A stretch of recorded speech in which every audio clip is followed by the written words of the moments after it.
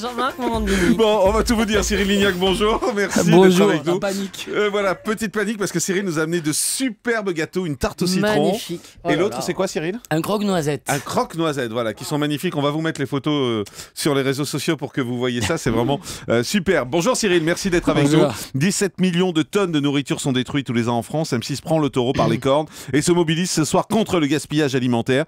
Objectif des chefs, mettre un coup de projecteur contre tous ces aliments perdus. Il y a d'ailleurs une lettre ouverte qui est publiée ce matin dans plusieurs journaux. Qu'est-ce que vous voulez dire au travers de cette lettre ouverte publiée et signée par Yves Candebord, Philippe Etchebest, Cyril Lignac, Guylaine Arabian et Florent Ladeyenne? Que le gaspillage alimentaire, c'est pas forcément une fatalité. C'est-à-dire que pour moi, c'est un acte citoyen de tout un chacun, tous les jours, pour faire en sorte de mieux acheter, de mieux consommer, de mieux se nourrir et donc finalement de payer moins cher aussi ce que l'on achète. Mais vous, quand vous êtes dans un restaurant, vous en faites du gaspillage alimentaire, forcément. Encore plus dans un restaurant que dans la vie. J'ai envie de dire non, parce que au restaurant, on ne fait pas de gaspillage alimentaire pour plusieurs raisons. Non seulement, nous, on mange au restaurant midi et soir. Donc si j'achète du poisson, qui me reste 5 portions, au lieu de le mettre à la poubelle, le lendemain, on le mange au repas du personnel. Par contre, à la maison, ça arrive de faire du gaspillage. Et moi, le premier.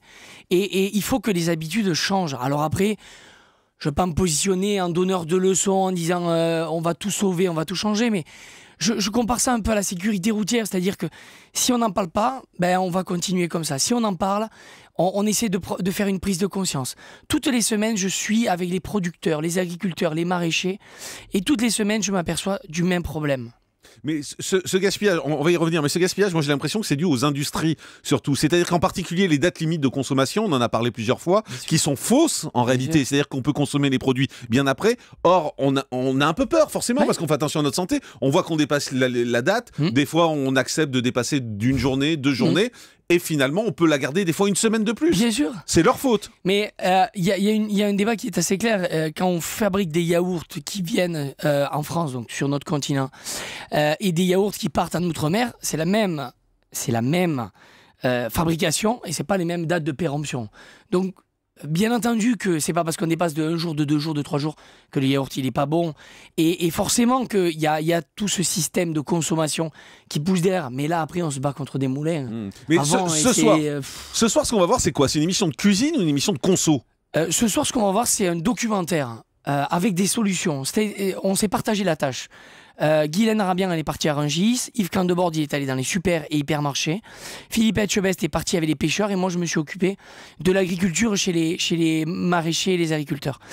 Et du coup, chacun dans notre domaine, on a trouvé des choses qui allaient et qui allaient pas parce que le débat, c'est pas de dire que tout va mal non plus.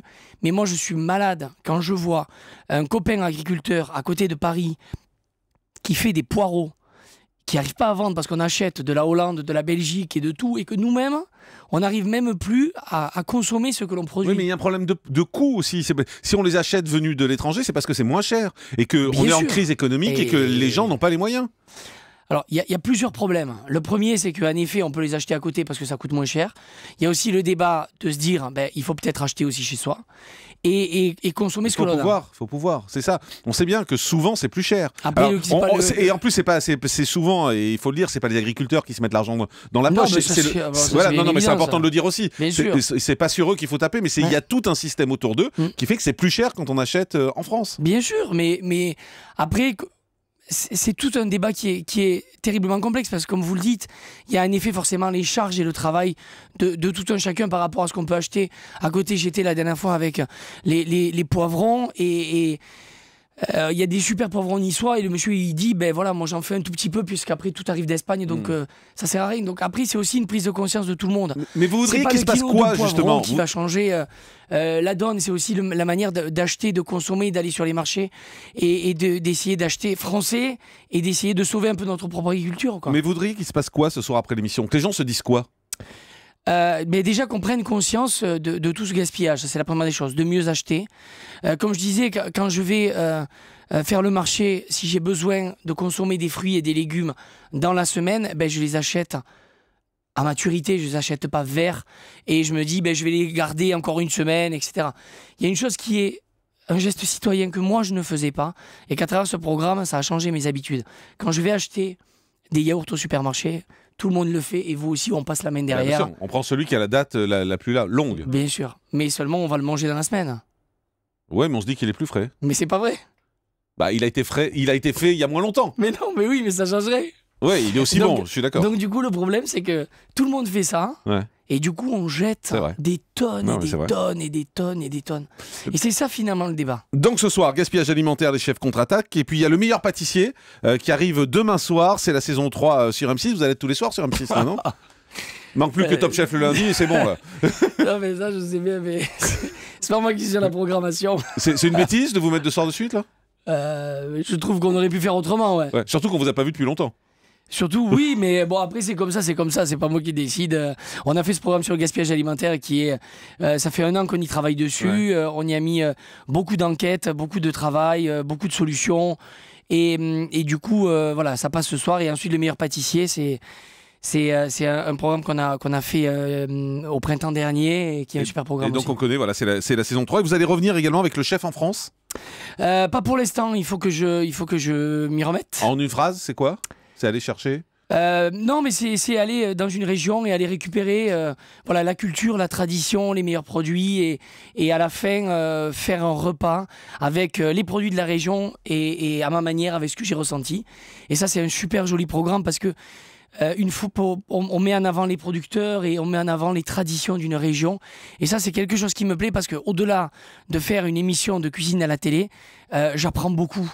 Et ça, aujourd'hui, c'est important pour moi d'apprendre, d'aller à la recherche des producteurs, d'aller comprendre comment ils fonctionnent et aussi de savoir cuisiner un produit en fonction de ce que j'ai vu. Et un petit mot également sur vous, parce que vous êtes aussi un people, désormais on vous voit dans la presse, on vous voit des fois en photo volée. Ça vous énerve que votre vie privée comme ça soit exposée? Ou vous trouvez que c'est de l'ordre du normal? Non, c'est pas de l'ordre du normal. Après, oui, ça m'énerve. Après, il y a des choses plus graves dans la vie. Voilà. Non, c'est pas grave, ça fait partie du Non, jeu. si, c'est grave. Mais après, voilà, j'ai d'autres choses à régler que ça, quoi. Voilà. Mais par exemple, quand vous faites dans le gala une déclaration en disant j'ai très envie d'avoir des enfants, Ouais. finalement vous donnez un peu de matériel à Presse People, non? Alors, c'est pas. Déjà, tout est déplacé, les mots sont remis dans des contextes différents. J'ai pas donné d'interview à gala. Il y a des choses qui sont. Vous savez, il y a des choses que l'on dit et puis à chaque fois on les reprend, on les remet. Oui, Dieu merci que j'ai envie d'avoir des enfants. Heureusement qu'à 36 ans, j'ai envie d'avoir des enfants. Oui, bien sûr. C'est tout, mais c'était rien de plus Mais que non, ça. mais c'est rien de plus. Vous savez bien, tout est posé, reposé. Les photos, on les prend là, on les met là. Il a dit ça, il a fait ça. Bon, ce que je veux dire par là, bien sûr que ça m'énerve, comme tout un chacun. Quand tu fais des choses, t'as pas forcément envie que tout apparaisse. Aujourd'hui, moi, je suis cuisinier, chef d'entreprise, j'ai des restaurants. J'ai pas envie qu'on vienne me dire j'ai fait ça ou j'ai fait autre chose. Tous les jours, je suis au restaurant. Quand je me retrouve devant mes clients, ben, de temps en temps, ça m'amuse, ça me fait ah, ben, vous avez dit ça, etc. Moi, j'ai une double vie en fait, c'est-à-dire que tous les jours, je suis dans les restaurants et je suis entrepreneur et à la fois, je fais des émissions de cuisine à la télé. Donc, je suis proche des gens, les gens, ils veulent me voir, ils viennent me parler au restaurant. Donc, c'est facile, quoi. On fait une pause, on se retrouve dans un instant.